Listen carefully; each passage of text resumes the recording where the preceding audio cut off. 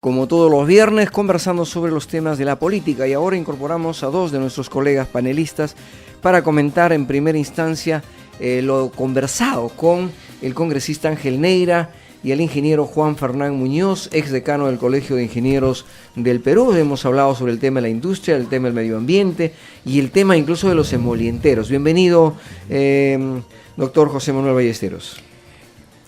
Gracias, Rómulo. Buenos días a todos los amigos radioyentes de La Luz 1080 AM. Justamente el tema de los emolienteros, muy interesante porque de verdad han dado cifras de movimiento económico de gran cantidad de productos que van desde, la misma quinoa, cebada, leche. Además, estos, diríamos, microindustriales y microcomerciantes también, abastecen a los desayunos de muchos trabajadores que deben madrugar para ir a sus centros de trabajo o visitar pacientes de hospital y no desayunan en casa, sino desayunan en el emolientero de la esquina. Esto lo vemos en los hospitales de Lima y todo el Perú. Por ejemplo, el Hospital Nacional Cayetano Heredia. Y los emolienteros venden además panes con, atún, palta, pollo, camote y el lomo saltado con cebolla, pan con huevo frito, ¿no? Tortilla. Sí, el pan con lomito, ¿no? Sí, ciertamente. Es bien rico, ¿no? Porque uno a veces en la mañana encuentra pues la quinoa, la linaza, la maca, por ejemplo, ¿no? Sí. La cola de caballo un poco para las recomendaciones de los vegetarianos para el hígado. Bueno, vamos a pedir la opinión de nuestra colega, el riñón me corrige aquí, nuestra colega de producción, ella es más consumidora de cola de caballo. Incorporamos inmediatamente a nuestra colega Susana Saldaña. Rómulo, buenos días. Buenos días a todos los que nos escuchan a través de ¿Toma las cola de caballo ondas de Radio La Luz. ¿Toma cola de caballo o toma su linaza, Susana? Yo quinoa, sí. ¿Qué opinión tiene sobre el comentario de esta aprobación en las comisiones para la ley de la industria del emoliente? Me parece que es un tema de justicia. Ya era hora. Es más, lamentablemente, pues en nuestra política tan diversa, en nuestra fauna politiquera, siempre suceden muchas cosas. Este proyecto de ley lo intentó otro congresista fastidiar, intentó dividir a los propios dirigentes emolienteros, a uno que no estaba de acuerdo con el otro, y hicieron como un mamarracho de un proyecto de ley. Gracias a Dios y gracias también a la actitud fuerte de los dirigentes nacionales de la industria del emoliente y acompañado del congresista Ángel Neira, han logrado esta ley, han ido al Instituto Nacional de Estadística, han ido al mismo Gastón Acurio y a todas las entidades para que declare de interés esta industria, que ya hemos escuchado la cantidad de dinero que promueve, la cantidad de empleos que genera. Es que ese es el peruano verdadero, el peruano con identidad nacional, el que no se quede esperando la ayuda de nadie, ni el favor de nadie, sino que promueve. Mira, esta industria la han generado peruanos que se levantan a las 3 de la mañana, 2 de la mañana y ya están despiertos. Así es, y que no solo dan empleo, o sea, mejoran nuestra salud, han suplido muchas de nuestras necesidades a nivel nacional, como lo decía el doctor, ¿no? En los hospitales, en las universidades, en los colegios, en cada esquinita los encontramos. Se dice que hay un promedio de unos 30,000 familias que se dedican a esta actividad del emoliente a nivel nacional, o sea, es una cifra considerable. Sí, porque en realidad habitualmente es un tipo de empresa familiar, es decir, aquí se conjuga, ¿no?, la microempresa con la empresa familiar. Y además, como muy bien mencionaba justamente Susana Saldaña, justamente aquí tenemos incluso un elemento de identidad nacional. Los visitantes turistas chilenos que llegan a nuestro hermoso país, se sorprenden de ver cómo persisten, sobreviven o perduran estos microempresarios que conjugan, ¿no?, producción con comercio, porque en sus ciudades ya han desaparecido hace muchas décadas y les agrada consumir algo recién preparado. Y les llama la atención y yo veo que ahí hay un elemento hasta de identidad nacional.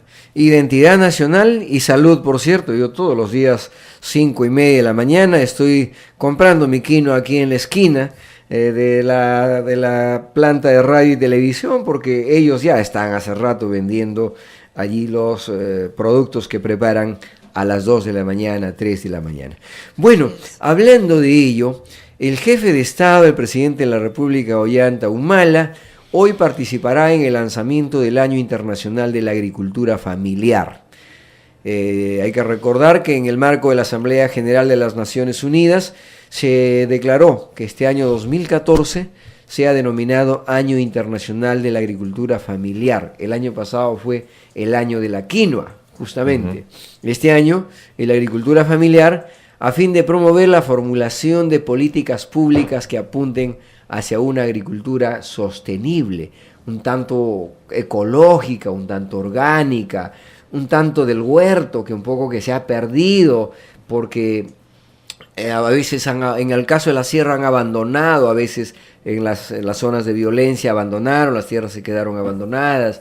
Llegar a Lima a tener 80 metros cuadrados para un solar, una casita, ya no hay donde hacer una huerta, un poco que ha ido perdiendo las costumbres, pero me parece interesante este lanzamiento que lo están haciendo hoy a las 11 de la mañana en la plaza de Matucana, en Huarochirí. Va acompañado de la dama de la Nación, Nadine Heredia. Me imagino que va como primera dama, no como presidenta del partido. Y estará el ministro de Agricultura, don Juan Manuel Benítez. ¿Qué opinan sobre la agricultura familiar? Justamente, amigos, desde la década de los 60, año 1965 aproximadamente, el Perú deja de tener como mayoritaria la población rural. Entonces, cuando se realiza el censo de 1971, ya el 55% de la población era urbana. Justamente los desastres de la reforma agraria de los 60, aunados luego a los más desastrosa reforma agraria de Velasco de los 70, trajo el empobrecimiento del campo y los campesinos que se vieron obligados a emigrar a ciudades que crecieron de la noche a la mañana como Chimbote, y Lima se acrecentó. Justamente en este momento el congresista Ángel Neira se refería a la lamentable destrucción del valle del río Chillón, sí, en el norte de Lima, y en efecto basta ver un plano de Lima de los años 60, hace 50 años, y luego de la avenida Zarumilla ya tenías verdor. Todo esto se ha perdido ya irremediablemente. Estamos conversando con el doctor José Manuel Ballesteros y nuestra colega Susana Saldaña sobre los temas de los emolienteros, pero de ello hemos pasado justamente a hablar de la de la agricultura familiar y sostenible, hoy anunciada, mejor dicho, será presentada en la Plaza de Armas del distrito de Matucana, en Huarochirí, por parte de don John Pressing, que es el representante de la FAO, junto al presidente Ollanta Humala y doña Nadine Heredia, primera dama de la Nación, presidenta de su partido político y lideresa de los programas de salud de la OMS. ¿Qué tal presentación, Nadine? Sí, doctor. Correcto, sí. En lo que se refiere a la FAO y lo de la agricultura sostenible, en efecto se discute cuando los tratados de libre comercio, de los cuales por si acaso estamos a favor nosotros, pero se discute que muchas veces innecesariamente entre los diversos continentes se exporta volúmenes de alimentos, los cuales estos mismos continentes podrían producir o han producido. Y entonces dicen, bueno, se emplea mayor combustible, petróleo, gasolina, en fin, que cruza los océanos, cuando esos productos también se han creado o producido por siglos en los lugares donde son transportados o llevados. Por esta razón, se prefiere que la agricultura sea sostenible, si es posible autosostenible, para evitar un innecesario traslado de alimentos. Por otro lado, aunque la ONU es muy cuidadosa en esta, se conoce, amigos, que las políticas de Estado erróneas muchas veces generan hambre en las poblaciones donde no tendría que existir. Todas las economías dirigistas, como los experimentos que ha habido en China, incluso un tiempo en la India y en Irak, han generado malestares sociales e incluido el hambre. Curiosamente, en aquellas economías donde no ha habido estos manejos directivos del Estado centralizados, el tema del hambre ha sido desconocido. Y entonces aquí, claro, como es la ONU, no puede mucho intrometerse a asuntos de cada país, pero sí puede fomentar una agricultura responsable y de desarrollo familiar. En el Perú habría mucho que discutir al respecto. Mencionaste los biohuertos y estamos recordando, amigos, que en Lima, debido a la desaparición de las áreas verdes, en distritos como el Lince, se están utilizando ya azoteas, como en otras experiencias del planeta, para crear allí, ¿no?, sus huertos. Eso es algo muy inteligente incluso. Los huertos hidropónicos, hemos visto, sí, ciertamente. ¿Qué opina? ¿Se acuerda usted de la huerta, Susana? Claro, claro. Cuando he sido niña he visto huertas. Ahora, lamentablemente, vivir en una ciudad como Lima es muy difícil, ¿no? Sobre todo tan pocas áreas verdes que tiene. Hablando del tema de la agricultura familiar, esperemos pues que esto sea real, ¿no? Y no sea solamente un tipo de política más para la foto. Yo creo que los conocimientos datan de una cultura milenaria que tenemos en nuestro país, la cual ha resuelto el hambre del mundo en realidad. Los conocimientos que tenían nuestros antepasados sobre el tema de agricultura, en que hacían los cerros, los andenes florecer y los andenes generar comida, frutos.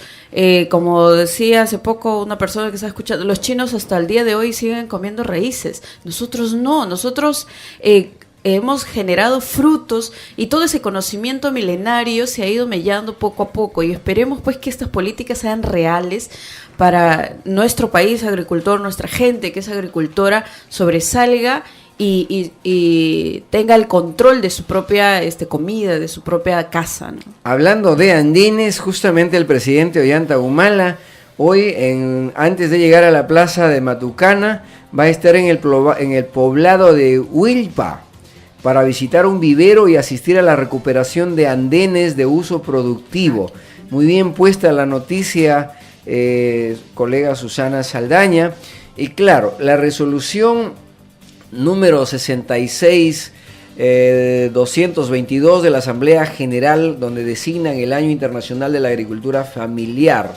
De hecho, ellos tienen un objetivo y vamos a compartir con ustedes cuál es el objetivo de este año, declarar la agricultura familiar. Dice, es aumentar la visibilidad de la agricultura familiar y la agricultura a pequeña escala al centrar la atención mundial sobre su importante papel en la mitigación del hambre y la pobreza, la seguridad alimentaria y la nutrición para mejorar los medios de vida, la gestión de los recursos naturales, la protección del medio ambiente y lograr el desarrollo sostenible, en particular en zonas rurales. De hecho, este es el objetivo. Creo y quiero pensar que por un lado va la orientación al cuidado del medio ambiente, la alimentación, la seguridad alimentaria, que es parte de los objetivos del milenio. Así es, porque justamente cuando hasta hace algunas décadas se apostaba solo por antes de Velasco por el latifundio, pero en general por la gran empresa agrícola, aparece un problema. Casi siempre surgen los monocultivos, como por ejemplo en el Valle de Chala. Digamos que el arroz es de primera y aquí en Lima elogiamos este arroz de arequipeño, el llamado, el arroz, disculpen, Camanejo, me refiero al Valle de Camaná, el arroz Camanejo. Pero se conoce que el Valle de Camaná antes tenía una pluralidad de cultivos que han ido siendo desplazados justamente por la extensión del arroz. Y entonces, al evitar la diversidad de los cultivos, la ingesta diaria de productos alimenticios, por supuesto, se reduce a 1, 2 o 3, la variedad disminuye. Y entonces en la economía familiar es muy importante que pueden muchas familias diversificar o turnarse en productos que en otro caso podrían hasta desaparecer. Ciertamente. Bueno, se nos va la hora. Muchísimas gracias, doctor José Manuel Ballesteros. Muchas gracias, Susana, por acompañarnos esta mañana y conversar sobre estos temas. Finalmente, el presidente Humala será reconocido en Canadá como el estadista del año. El Consejo Canadiense de las Américas le entregará el galardón durante su visita, que efectuará en estos próximos días, entre el 8 y el 9 de este mes. De hecho, usted me preguntará, ¿y quién es el Consejo Canadiense de las Américas? Es el principal foro de Canadá donde se discuten los asuntos políticos y económicos. Está integrado por representantes de empresas canadienses como corporaciones mineras, capitales del sector financiero, compañías de servicios y equipamiento. Entonces, Humala será definitivamente reconocido por este Consejo Canadiense, donde además busca reunirse con las autoridades, con el primer ministro Stephen de Canadá. Hay que recordar que el Perú tiene un tratado de libre comercio vigente desde el año 2009, Perú con Canadá.